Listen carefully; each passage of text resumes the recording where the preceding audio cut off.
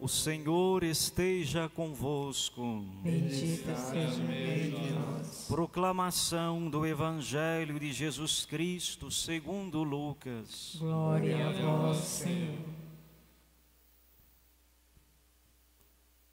Naquele tempo, Jesus acrescentou uma parábola, porque estava perto de Jerusalém, e eles pensavam que o reino de Deus ia chegar logo. Então Jesus disse: um homem nobre partiu para um país distante, a fim de ser coroado rei e depois voltar. Chamou então 10 dos seus empregados, entregou 100 moedas de prata a cada um e disse: procurai negociar até que eu volte. Seus concidadãos, porém, o odiavam e enviaram uma embaixada atrás dele, dizendo: nós não queremos que este homem reine sobre nós. Mas o homem foi coroado rei e voltou.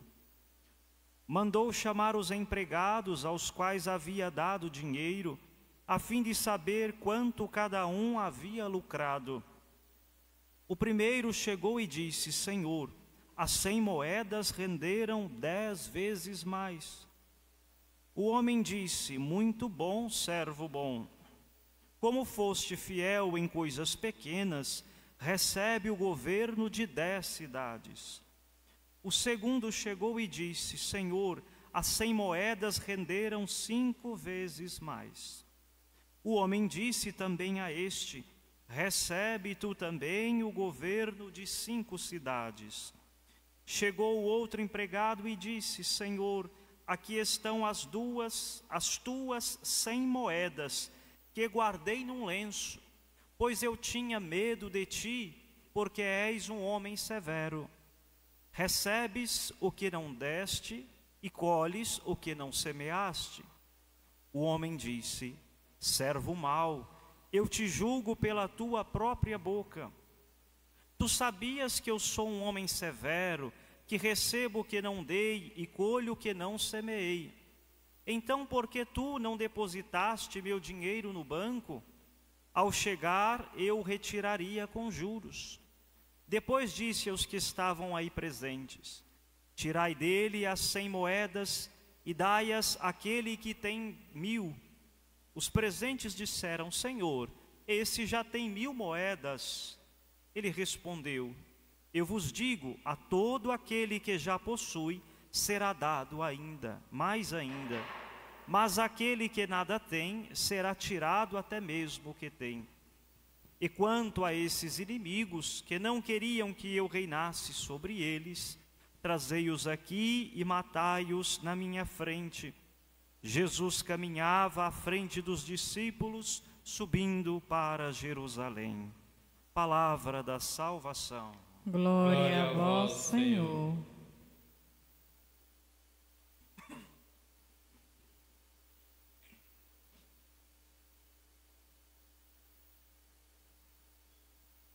Embora que hoje, de maneira votiva, celebramos a memória de São José, o guarda providente da Sagrada Família, e nesta celebração rezamos por todas as nossas famílias do mundo inteiro, pedindo a São José que interceda por todos nós e nossas famílias, para que possamos percorrer também um itinerário da escuta da palavra de Deus e de nos colocarmos ao serviço da vontade de Deus, assim como fez São José. Hoje também celebramos, e peço licença para tal, os 30 dias de falecimento do querido padre Dom Bento Presoto. O evangelho de hoje parece um pouco estranho, enigmático.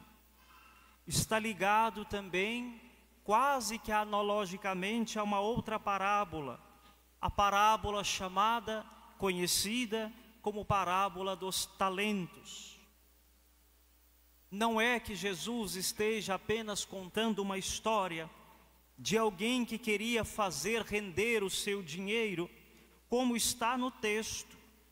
Alguém que estava para ser coroado rei, chamando os seus servos, confiou a eles uma quantia e pediu que eles multiplicassem esta quantia.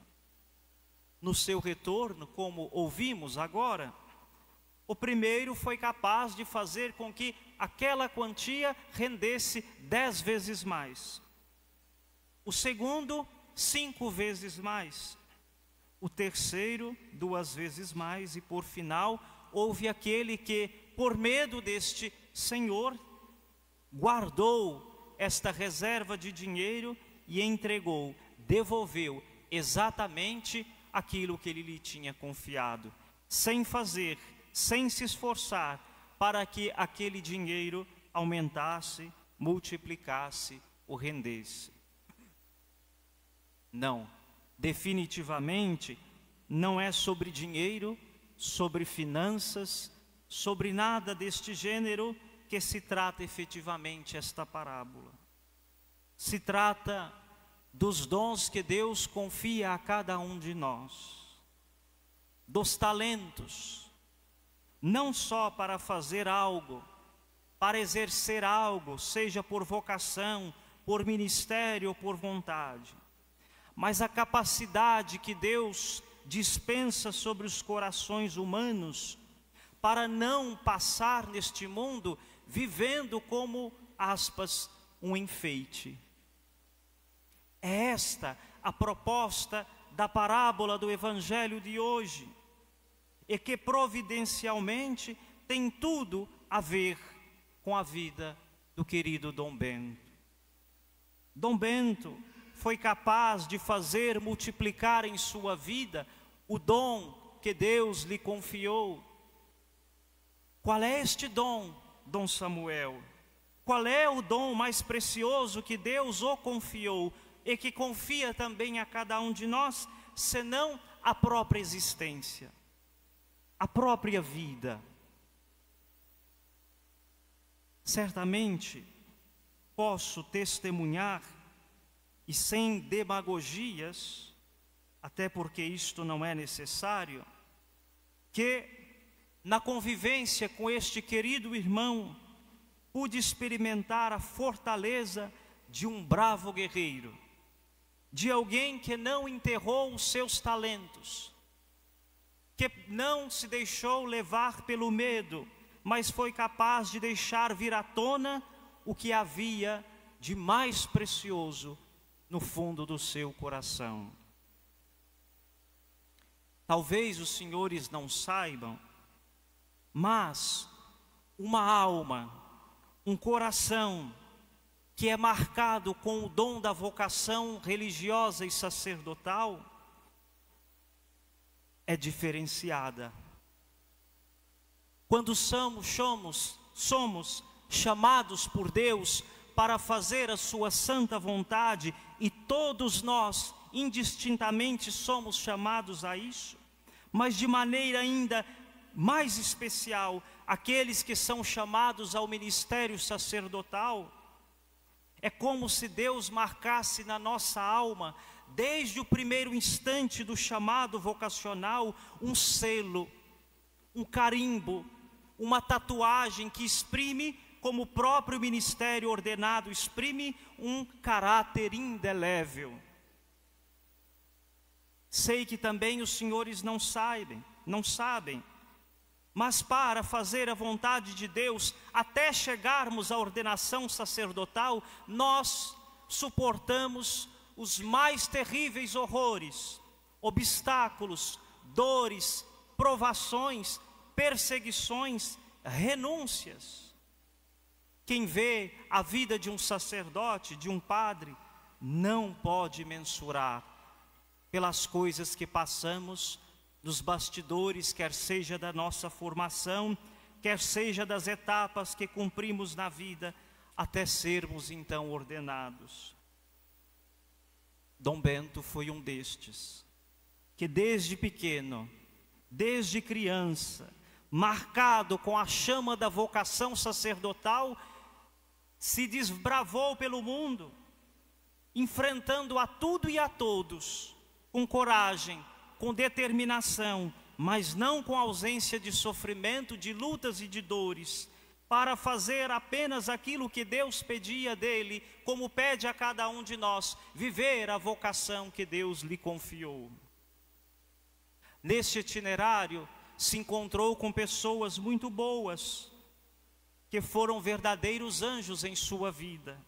Aqui peço licença para mencionar mais uma vez a sua querida mamãe, Dona Aparecida, que com o coração machucado, dolorido, tal qual se encontra o meu, foi capaz de amá-lo com toda a força da sua alma, de acreditar, de apostar e de incentivar na sua vocação.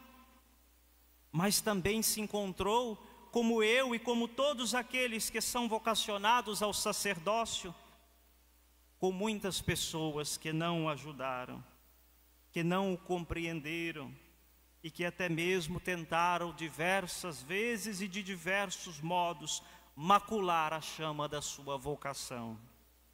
Repito, quando Deus coloca esta chama no coração de um jovem, de uma criança, seja quem for, nada, repito, nada no mundo é capaz de destruir a vontade de Deus.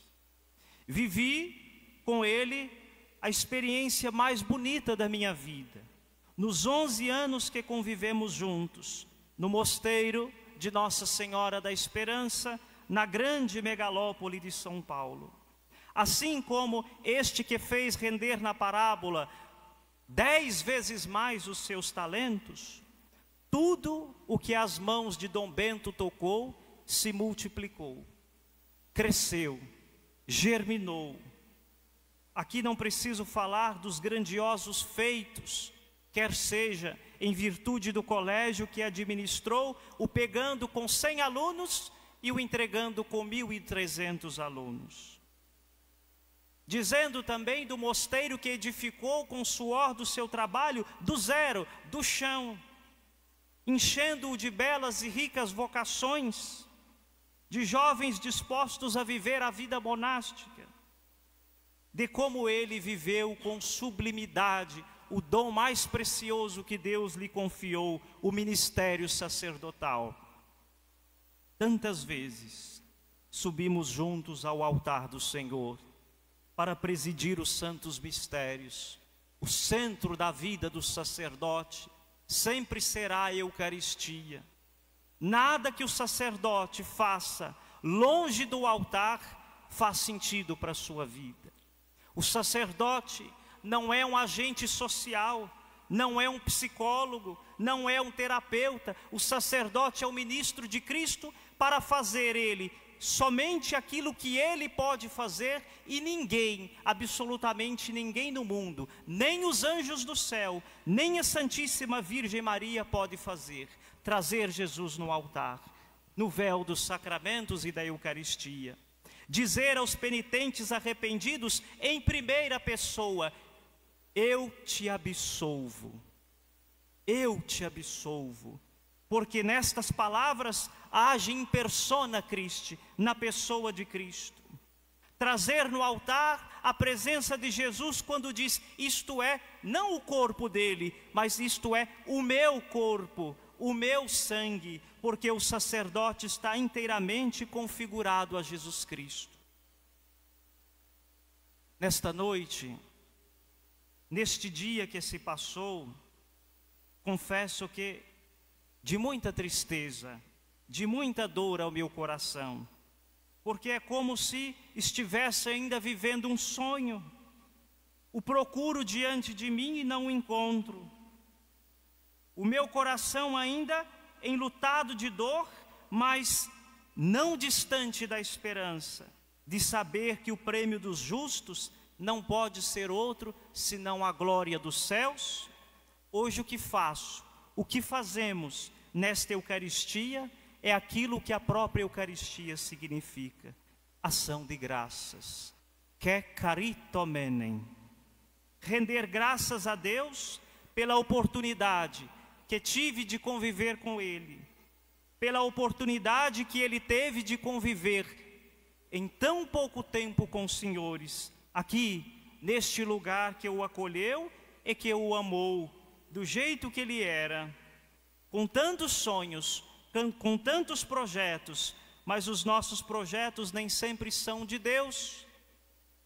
E ouso dizer que ele era tão especial, de uma alma tão nobre, tão grande, tão honesta, tão verdadeira, que Deus o quis para si, somente para si. Peço desculpas e licença se estou me delongando nesta reflexão, ou se de alguma maneira estou me desviando do tema central, mas é necessário fazer o elogio às virtudes daqueles que amaram a Deus sobre todas as coisas, e o que o serviram com toda a sua vida. Hoje rendemos graças a Deus pelo querido Dom Bento Presoto Júnior. Agradecemos a sua família e em meu nome agradeço a todos que o amaram, que o incentivaram, que o apoiaram, que o acolheram, e rezo por todos aqueles que não foram capazes disso. Louvado seja nosso Senhor Jesus Cristo. Para sempre seja louvado.